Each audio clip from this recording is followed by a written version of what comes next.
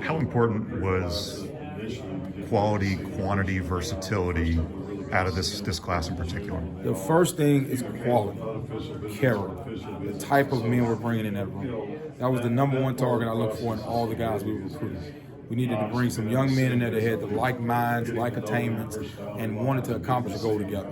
So all of those guys displayed that. They all were on really good high school football teams. A lot of them played deep into the playoffs.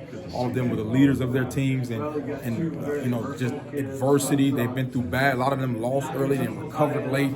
So I just wanted to have that as the first thing. Now, of course, they're big, strong, they can move, and all that good stuff that's necessary to play this high level football. But the type of these, I promise you, that the type of these young men I can't wait to see the response of people once they get here. Just the type of young men they are, with great parents, great leadership.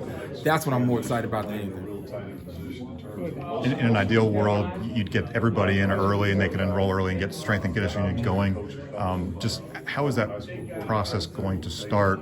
I know you might not want to start a guy or play him a lot in his first year, but there are chances for guys to get into that rotation early. Of course. Now, we got some multiple sport guys that can play some other sports in high school, so they're going to hang out. But no, that's talked about versatility, but also getting them in early, getting them acclimated to the spring and the guys, more just getting them in the room. Getting them in the team so they feel like they're a part of the team by the time we hit camp. That gives them another leg up so they're not kind of just getting their bearings when they get here.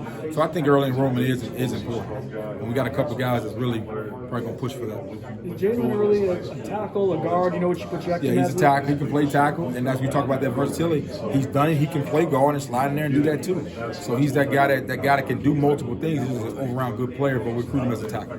All four of the guys you signed, I believe, are pretty high classifications and pretty good states for football too. Is that, imagine not a coincidence? No, I mean, there's good football everywhere. There's good players. You can find them in small schools, big schools, just like you can in college. You look at the draft, it's all over the place. But the reality of it is the type of O-line programs they come from breed the type of mentality that we're looking for.